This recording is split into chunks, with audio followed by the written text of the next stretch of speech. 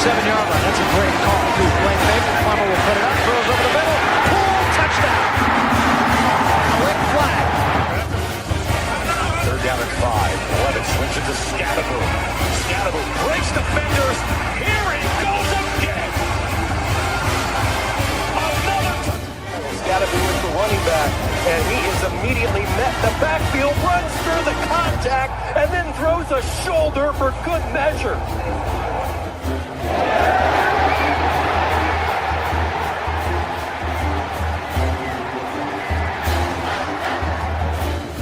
On this team this year. That is true. High in the air.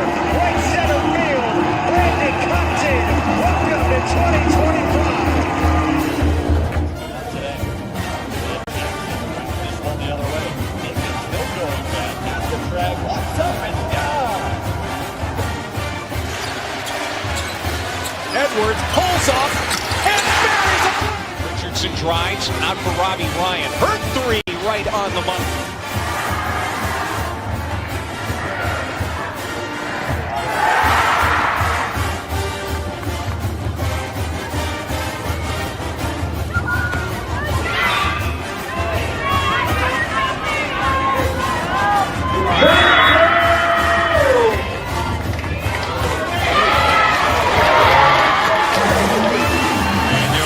Takes his shot for Darby. Flag out.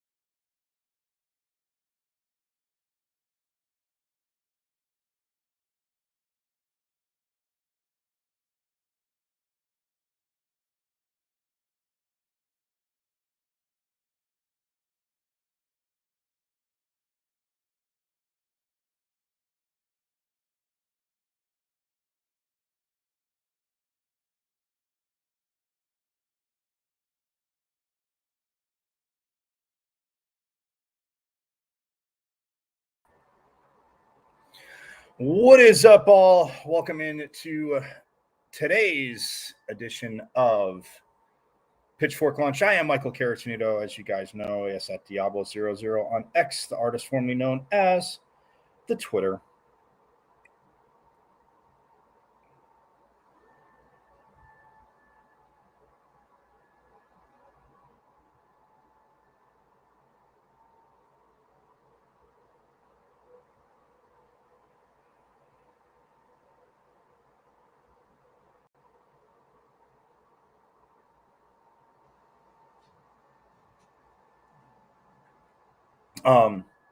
Yes, it is September 11th today, as again, 24 years ago, the world definitely did change, and it did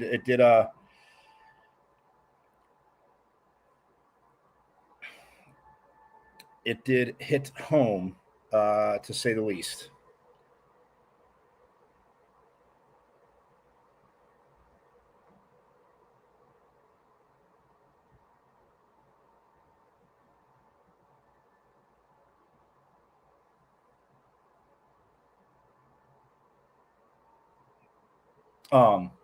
Yes, it did hit home, to say the least. Obviously, the tragedy that took place at the all over the country, but the Eastern Seaboard, and a day to remember, and a day, and obviously that we've talked about many a times on this show, and just in general at all, as we should. It affected many people, and impacted, I should say, one Sun Devil,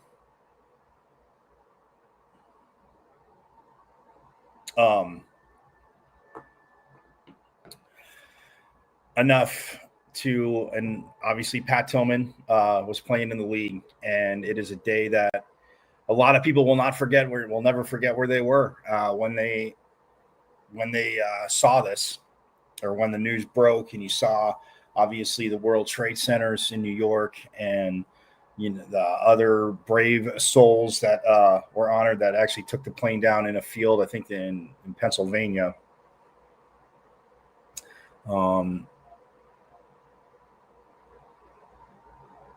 And a terrorist attack that hit U.S. soil and changed, obviously, the yeah. I mean, I remember it's just you see those images that were just, it was a Tuesday that, like, and I, again,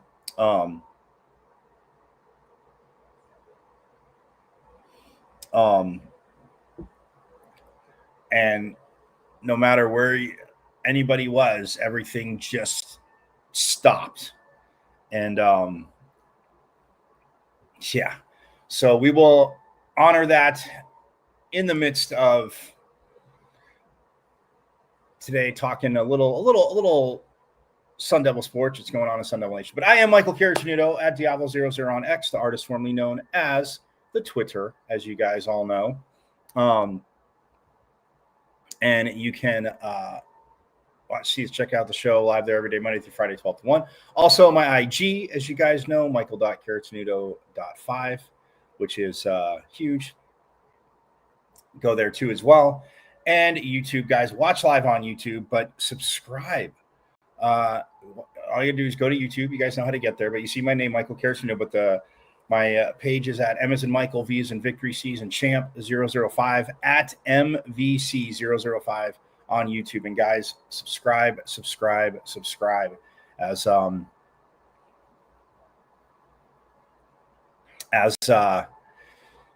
you well know, if you are here watching Pitchfork Lunch, I greatly appreciate it. Absolutely awesome. So stoked that you are here. But if you've missed anything, when you go to YouTube and subscribe, you can go back and you can watch season 1, season 2, binge watch it, and then flow into this early season 3. Keep watching season 3, and then you can go back and you'll get caught up, and you'll just feel like, bam, ready to go. You've missed a lot of con reviews. Like I remind people every day, a lot of phenomenal, a plethora of phenomenal con reviews with coaches, players, voices, insiders, alum. I mean, we had an alum on that hit the century mark, Coach Kintara, one of the best sit downs. Just, it was awesome to sit down with him and literally just have a conversation, catch up, and his experience and, you know, being around ASU and everything, like phenomenal. That is there. So, and it's absolutely awesome. So go to YouTube, subscribe. It's at M as in Michael, V as in Victory, C as in Champ 005 at MVC 005 on YouTube, and subscribe. As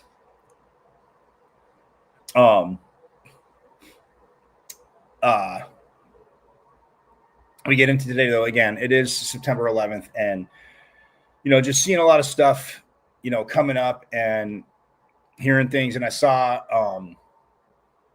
like I said, for Sun Devil Nation, I mean, you think about it, and it is one of those things where,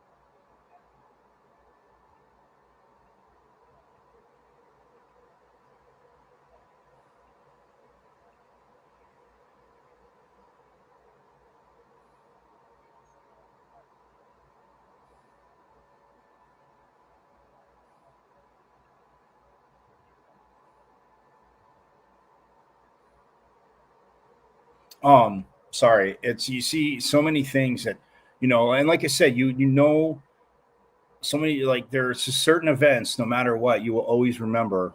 You will always remember where you were.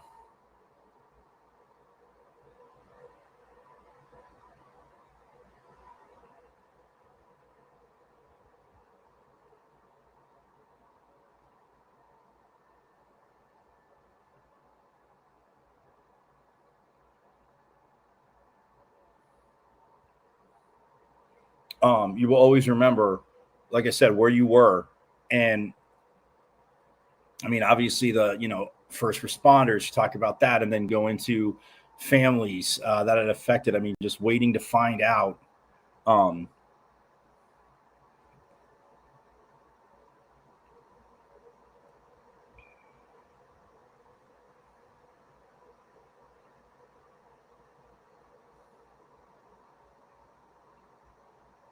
Yeah, just waiting to find out, you know,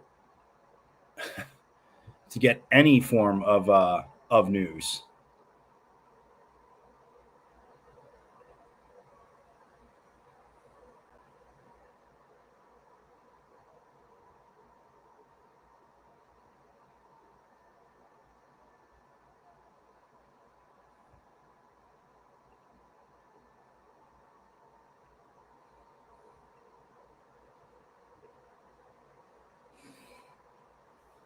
And I mean, it was, again, it was just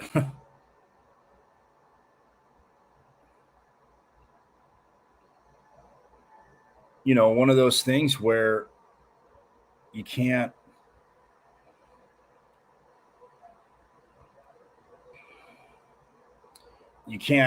A, forget where you were, but B, I mean, just like, again, to see the images on TV. And like I said, hit me up, at Diablo00 on X in the comments.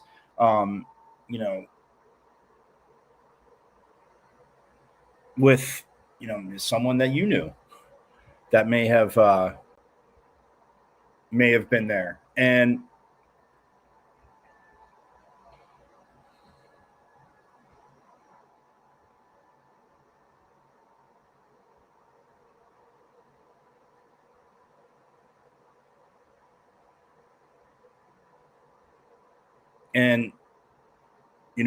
where you were, and obviously seeing again,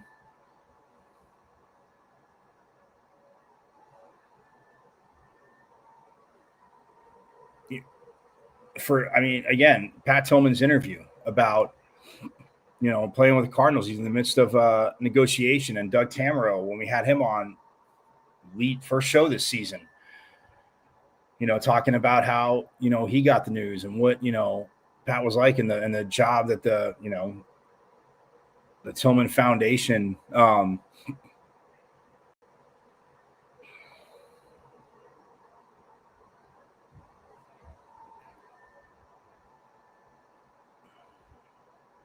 was doing. And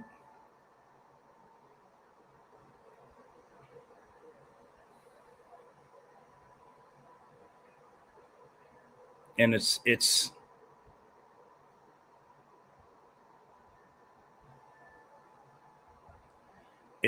huge. I mean, to think that he sat down and in his interview what he had said, and feeling that he hadn't done a damn thing, and just the way he lived his life. And then these people are like, man, passing up obviously the new contract.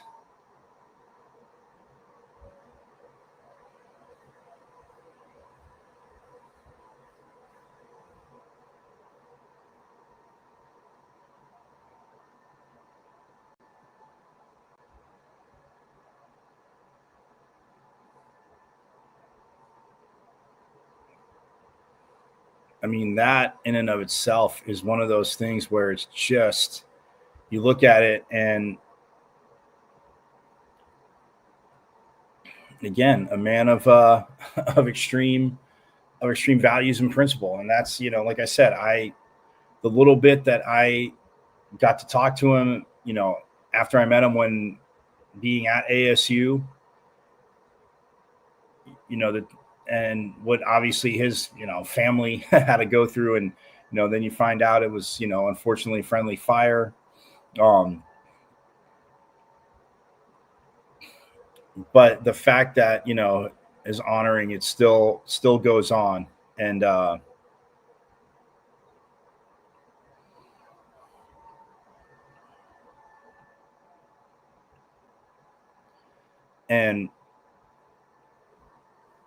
but just what it meant to him to go and serve and be a part of it. And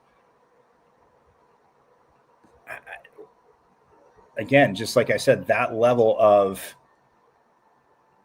wanting to, something, it's always bigger than yourself. You always hear, playing sports and coaches, the team, nobody's bigger than the team, what the team can accomplish, what the team can do. And people say, oh, it's, coach talk or cliche. I mean, it's true. If you focus so much on individual stuff, you might accomplish it, but will it be at the cost of the ultimate team success? And you want to talk about unselfishness, and I mean, Pat Tillman, obviously, but you think of, going in, services and first responders and, military, their job is to run in as people are running out. So they're running towards everything that's going. But we are going to take a quick break. And when I get back, talk a little more 9/11. Talk a little more Sun Devil Sports. We got a lot of stuff going on this weekend. So we'll step aside and we will have more Pitchfork Lunch coming right up.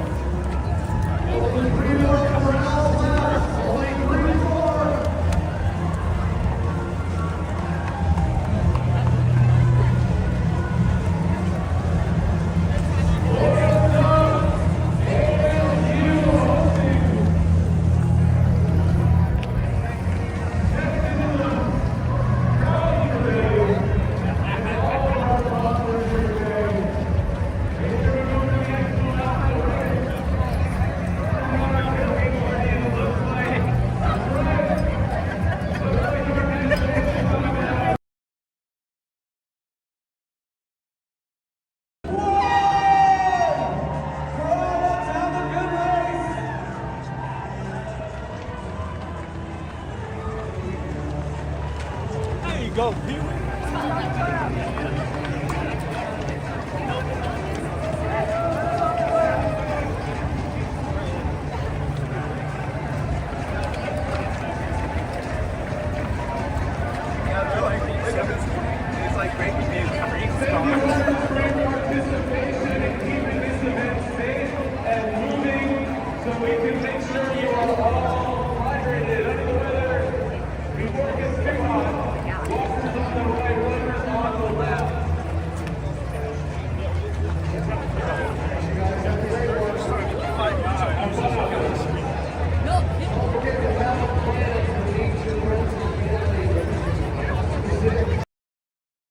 My great-grandfather was at Pearl Harbor, and a lot of my family has given up, has gone and fought in wars, and I really haven't done a damn thing as far as laying myself on the line like that, and so I have a great deal of respect for those that have and what the flag stands for.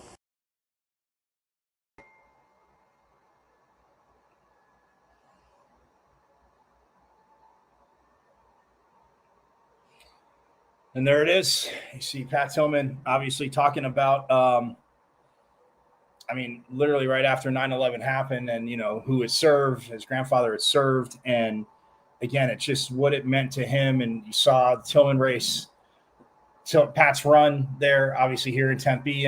Nationwide honoring the Tillman Foundation, like what it does, and just 9/11, what it meant, how it hit everybody. And as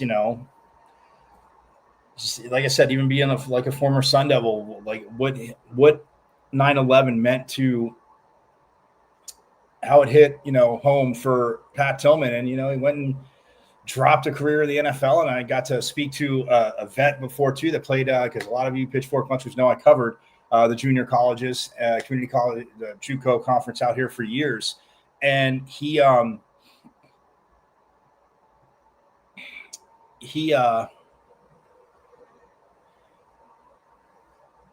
Leon Freeman out of high school, had the opportunity to play football, wouldn't serve, but then, was over in Iraq and, was, never thought that, he would be there per se, but was, and, came home. And when I interviewed him, I said the name Pat Tillman, and, it's just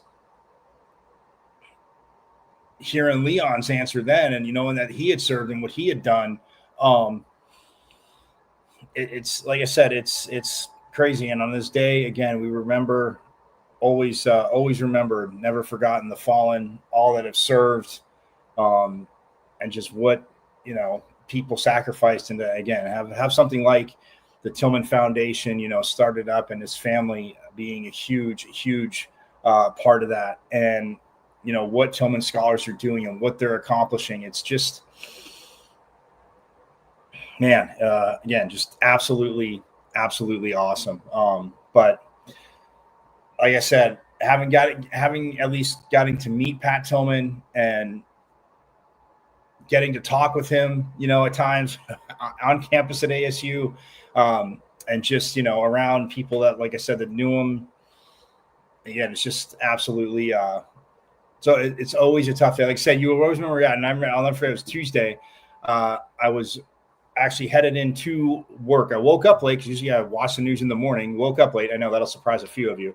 And just got ready fast, got out. And at the time I had a motorcycle. I'm driving to work, and there are cars like on the freeway. No,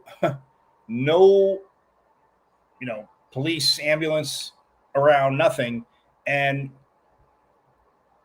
they cars were pulled off to the side of the road, and I get to work, and I was like, "You okay?" You know what happened? I was like, and I didn't know what happened. I found out on the and it's all on the TVs, and yeah, people were. It was like I said, it's just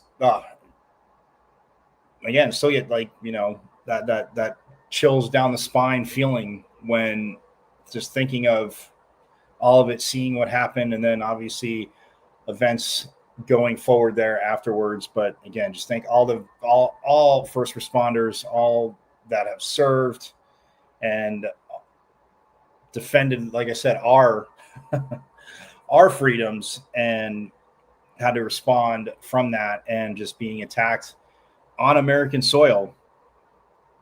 And families that lost, again, loved ones, and there's that waiting and everything. So again, we will always remember 9/11 here and honor those that have served. But it is, as we do that in honor, it goes on. Yesterday was a tough day too. And I laugh like that because it's mind blowing to think. A lot of you I know have seen what happened with Charlie Kirk in Utah, and then in Colorado. Unfortunately, another school shooting there, and Charlie Kirk unfortunately gets shot and is pronounced dead as when he got to the hospital. And all this obviously on the eve of 9/11, and it's just tough. And people, again, condolences, prayers to all those families. Charlie Kirk's family is obviously young children, his wife, his young children, his family, and just what wow. And then remembering 9/11. So yes, a little heavy, and there is never a smooth, easy, good transition, but it goes on. And we do have a little football going on this weekend in Mountain America Stadium, as ASU, as you know, plays Texas State.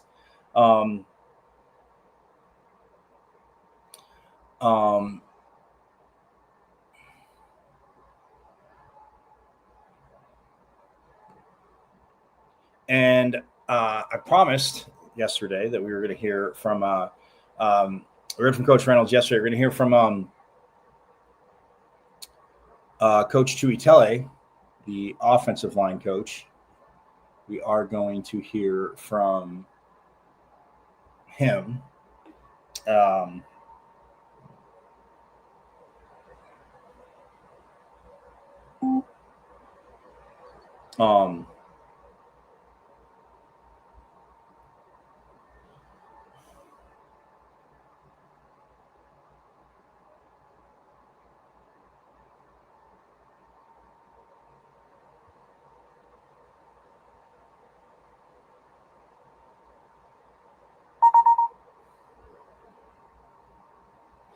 Yes, so we are going to hear from Coach Tuitele, the offensive line coach. We'll also hear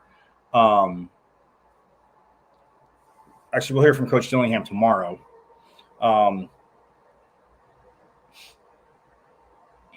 But yes, we'll hear from Coach Tuitele.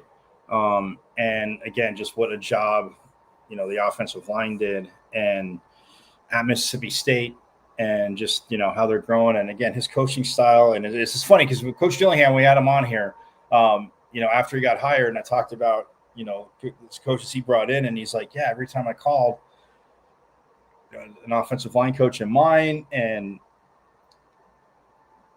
but whoever I called, like, oh, have you talked to Coach Tuitele? Have you talked to? And his name kept coming up, and he's like, at a certain point, if I don't talk to him, and then just a solid fit. And as an offensive line coach, again, he coached at Army. Was one of his stops, and again, just knowing the obviously offensive linemen there get to be road graders, and with that system. But yeah, it is one of those things where I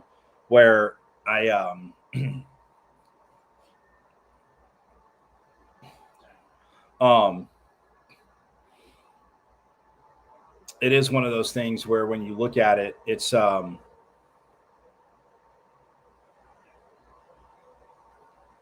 this offensive line, again, depth, the guys to come back. Yes, there's a new center, as we know, but again, with the team last year.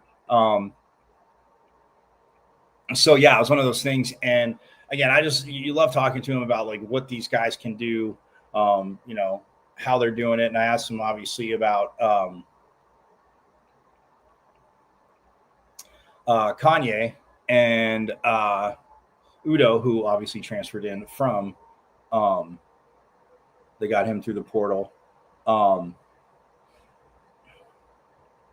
But just the job this whole line's done. And again, I mean, running the ball like they did, not just that one drive, but just, again, punching Mississippi State's D-line in the mouth. And if you don't say that or don't admit to it, all you're doing is making excuses.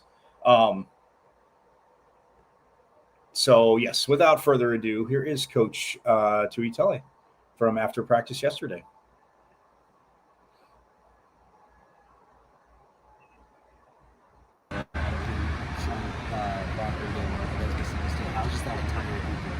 Well, first off, they're unselfish.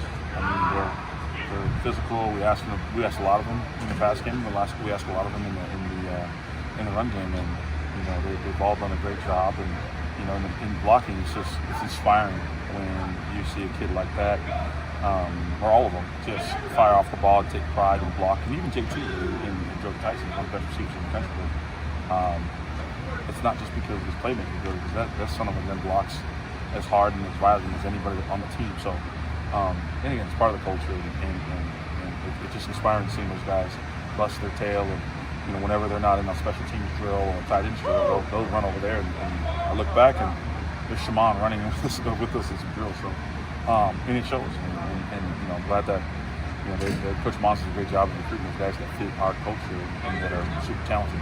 So that's what it speaks volumes to how everyone's on pace on par with the individuals. Yeah, and you want to make sure you recruit the best people to your that fits your culture. Obviously, they have to be good at football. They have to be good in the community, and they have to be good at school. But you got to fit it all in your culture that we're trying to build in.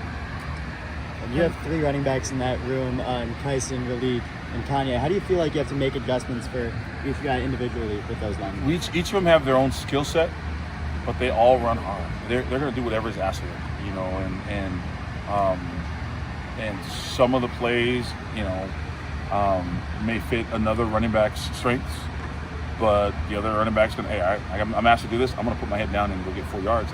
And so you talk about unselfish, those guys are ready, they're primed, and honestly, when we're looking out there, and as O-line coach, I'm like, oh yeah, Rilik's out there, but there's no, or Kyson's out there, or Kanye's out there. It's not, oh shoot, they're out there. It's all right, whoever's got the ball, go make a play, and it's our job to give them to the safeties.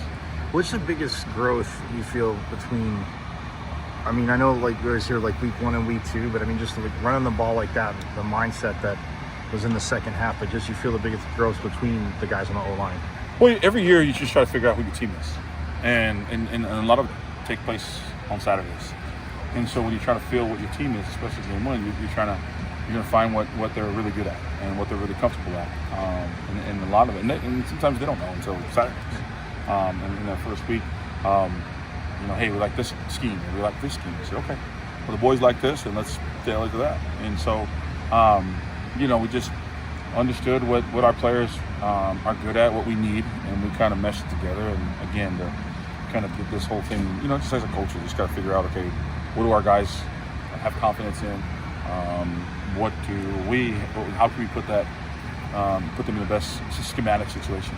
Within 2 weeks, how do you feel like overall communication is in the offense? It's getting better. I mean, every week it should get better. And even throughout the spring, throughout summer, the more they play together on Saturdays, the more the more they practice together, and the more we put them in adverse situations, the better the communication is going to be. How do you feel like the cadence is between them and Sam? It's been good. I don't think we've had. I mean, it was loud. I didn't play last week.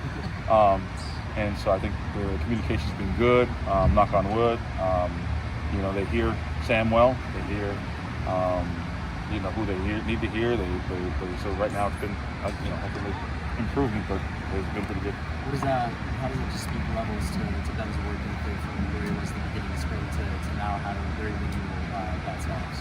Well, it's just repetitions. It's if Ben's a kid that wants to get better at stuff, and the more you do, the better you're going to be at. And so it just works at it. You keep working at it, you do things something 1,000 times, you're going to get better. You're going to get, and if it is off, you're going to know what happened. Coach Dillingham was talking about obviously that drive. I mean, running the ball that many times in a row. I mean, as an O-line coach, an O-lineman, I mean, yeah, at some point, you might have to pass. But when you're calling that many runs, does it bring a big smile to your face? We're doing whatever it takes, and at that moment in the game, we just said, we're going to run it, and the guy fell and said, all right, we're good. We like these plays. Let's do that. And so we're if he would have said, hey, we're going to throw it, then we do it fine. So that's, as an offensive line coach, which is my job, is to get them to do their job, whatever's called. My younger me would have been fired up and excited, but whatever is asked of us, we'll do. And they'll do it with a big smile and do it with a ton of effort. But the younger me would have been fired up, maybe had a hot dog on the sideline. But no, it's just, the mindset of doing things consistent, whether you're running, you're passing, or what screens, whatever it is. You just got to, the message is do it as consistent as you can. So whatever play we come up with, they're ready to go. And you mentioned Kanye, but I mean, obviously, the playbook I know was a big thing coming from Army like he did. But just in your conversations with him, how do you feel that's helped? Like, obviously, maybe him even if like in a pass blocking and just understanding where the holes are. Yeah, he just, and with Kanye coming from that system, and I know that system well, he had to find his own rhythm and his own self. So, he just, and he's still developing. And Coach Iguano's done a great job. For me, it's anything from moral support, or we'll just have a chuckle as, hey, what would you do? What would you be doing? And then both of us had a great time there. He's got a lot of love for his old school, and so do I. And so we have a lot in common in there. But when it comes down to football part of it, he's growing. And I said, hey, I'm not going to suggest anything until you ask. You go ask your position coach, and Coach Iguano's doing a great job, and then he'll come to me and say, all right, well, where's this and where's that, and which is awesome. So for him, developing his relationship with his teammates and his position coach as he is, and he's continuing to do it, and then me sliding in once I feel he's got that relationship with those guys, where now we can build it with the running backs. Myself personally, it's going to be fun because we got a lot to talk about. We'll throw a little bit of jokes here and there, but about our times over there in the Hudson Valley. It had to be gratifying for you to see you guys so instrumental in the second half in establishing, I think, the identity of the team. Yeah, I mean, it's good that we found a rhythm, and I wish we would have punched it. We came 1 yard short, but it was good for them to see them have confidence and work together 5-on-5. And that's what I didn't think we played 5-on-5 in game one. I thought we played 1-on-1 and tried to do a little bit more like, hey, I'm going to beat the defender. Yes, you have to win your 1-on-1, but you got to play 5-on-5. And so I thought they played more 5-on-5, playing together and working together, as opposed to, hey, I want to whoop the dude in front of me, which 100% we do. But you also have to have awareness of what my other guy is doing. And so I thought they worked a little bit better in game 2 than in game 1, and hopefully they do it again this week. Hey, Coach, 2 weeks in, what's your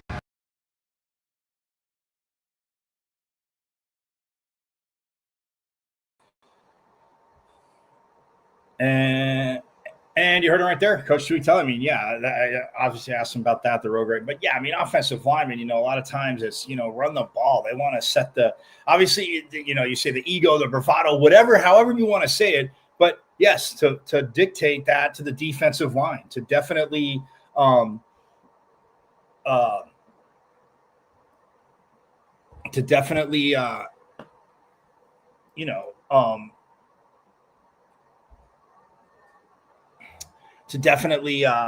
let the D-line know that, like, they're in charge and that they're pushing them around and all that good stuff. So it's but like you said, whatever they have to do. If they pass 15 times in a row because that's what's there, then, yeah, obviously they're going to be able to do it. But it's, like you said, I mean, just how they're working, how this coaching staff, obviously, Coach Dillingham at the top, it just gets them in. And,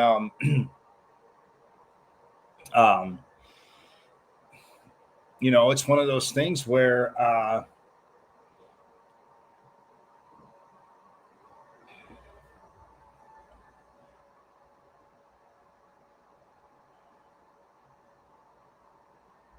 it's one of those things where I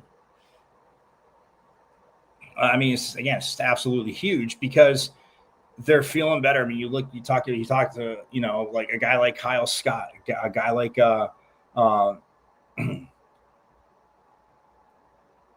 Max Giannichor too, and then Josh Atkins and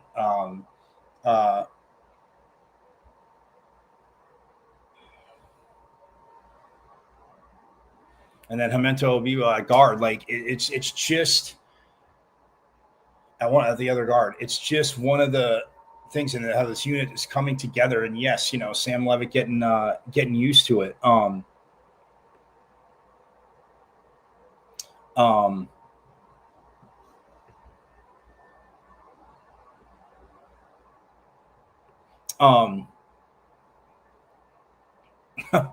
I mean, it's again, absolutely awesome. Love the O-line, love Coach Tuitele. Again, just how those teams are just locked in. So,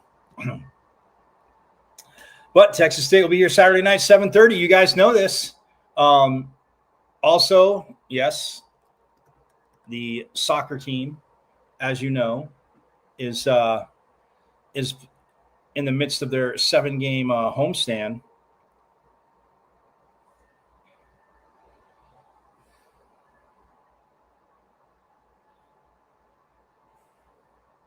And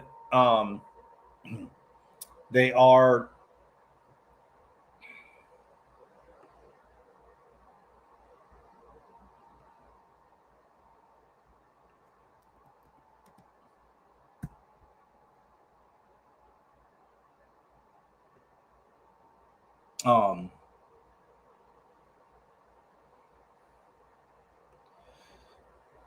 they're ending non-conference play. Sorry, that's what I'm trying to say. As they are 6-0-1, as you know, they're ending non-conference play as they're taking on UTEP today, and that will end non-conference play because then or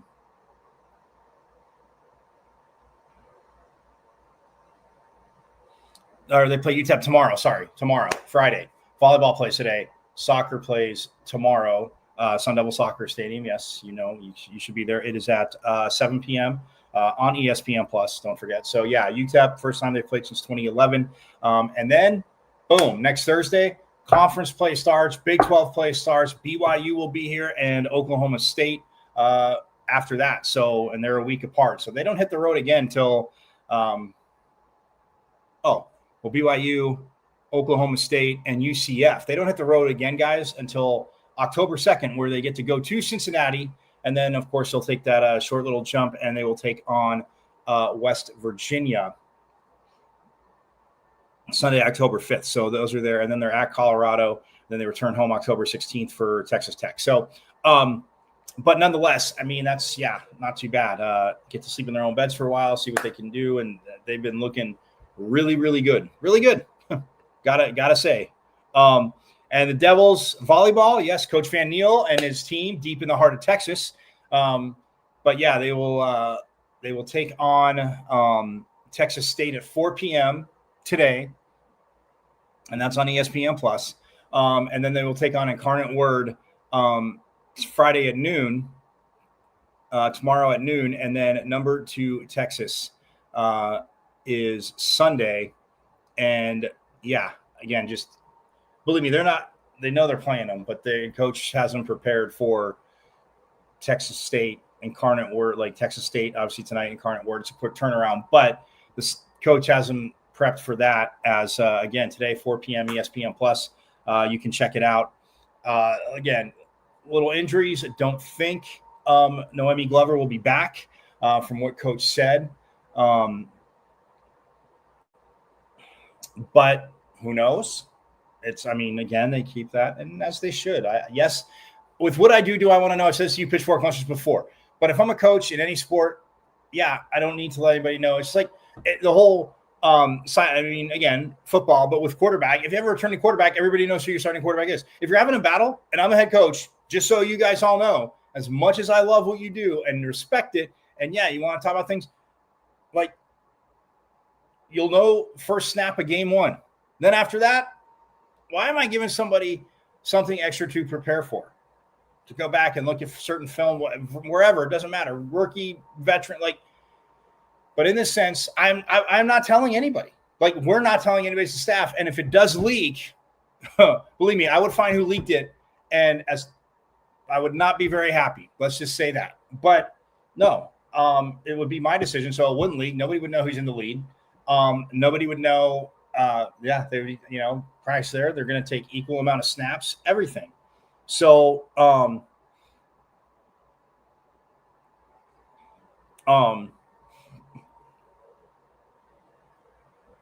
that's just, you don't need to know. Like you want to know, we want to know. And of course, like, yeah, but I hope, and then now with the injury reports in the Big 12, football wise, I get it, what came down, but like, it's again, yes, somebody could be injured, but you don't have to, it's, you'll say, well, I mean, it's a competitive advantage for them. You're preparing. Well, that's part of the chess match. Forget checkers. Everybody needs to be playing chess. And if you're playing checkers, that would be the issue. But nonetheless, volleyball, so stoked with, where this team is at as they are 4-1. Texas State, again, 4 p.m. ESPN Plus. One can definitely check it out. So as they are in, like I said, San Marcos for that. But yeah, just, again, even how they played over the weekend without Glover and, moving the ball and players filling in and just doing a job. And again, Jillian Neal never played right side. Coach was like, yeah, let's do it. And she just again took it in and obviously knows how to play the game. Yes, when you're playing a different position. And I mean, like her sister said, her sister said in the press conference, like I saw her in a libero jersey, which I never thought I would see, but just again, so she could basically serve, come in and serve and use that. That's what they needed that match. So like it's, yeah, I mean, it's just players stepping up to their job. At Coach Van Neal, again, just playing the instruments. I'm not going to say pulling the strings, playing the instruments just absolutely beautifully. So Texas State, 2-day, 4 p.m. And, I mean, yeah, I mean, you look at somebody like a Bailey Miller who,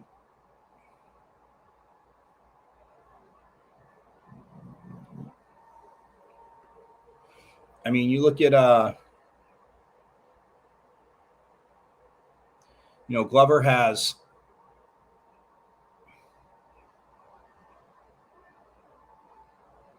55 kills leading the team. Well, Bailey Miller is now at 39. Tatum Parrott coming on, the GCU transfer, local kid, went to Greenway High School. Again, I know I'm knowledgeable and seasoned because I remember seeing her play at Greenway when she was a freshman, sophomore. But yeah, Bailey Miller, with 39 kills, but you got Parrott with 37. Ella Lamangora in the middle with 29. So it's, again, Colby Neal, I mean, in the middle too. I mentioned Jillian Neal, 26 kills. So again, it's, yeah, you have to see and you take this on, you can spread the ball around, and that's not, and again, not that they're just going to Glover, not that Coach, Van Neal, yeah, you're going to feed a hot hand, but at the same time, like they can go to difference. They can work the middles, and yeah, it'll put teams on on their heels a little hesitant, in which obviously in playing the chess of volleyball, one wants to do. I know I'm not splitting the atom there for you volleyball aficionados, but that's that. So, but again, 4:30 today.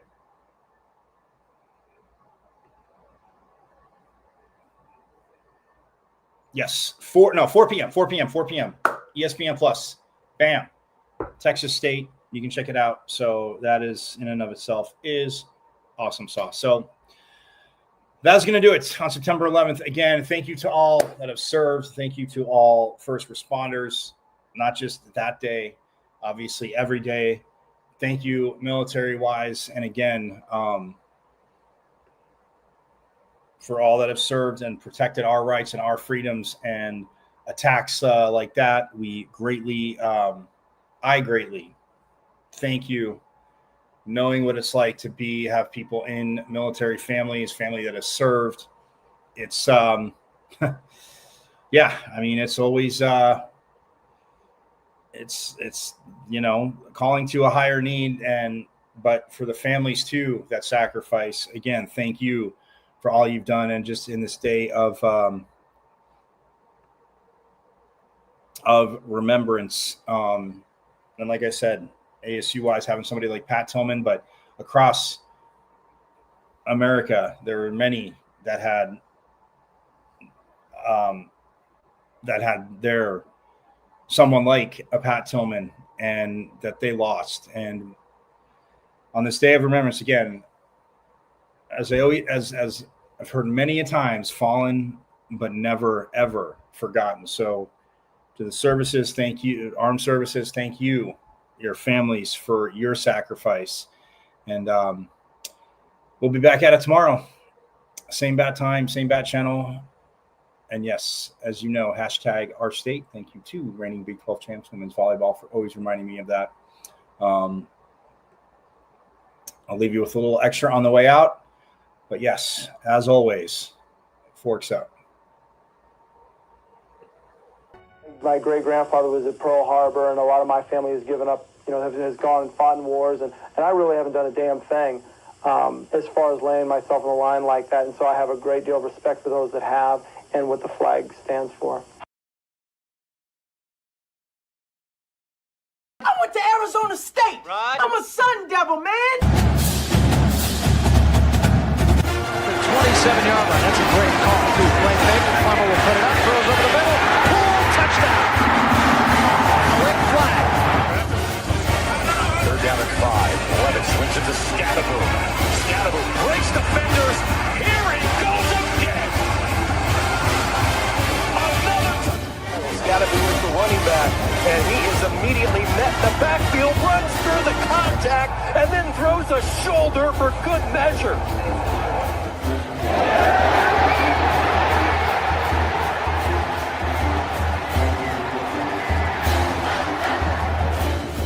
On this team this year. That is true. High in the air. Right center field. Brandon Compton. Welcome to 2025. Today. This one the other way. Still going back. That's the drag. Walks up and down. Edwards pulls off and buries it. Richardson drives out for Robbie Ryan. Hurt 3 right on the money.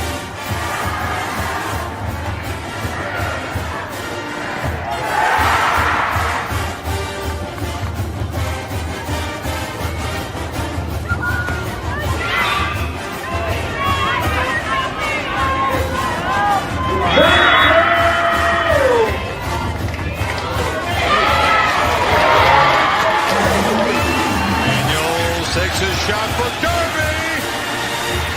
Flag out. Doesn't matter.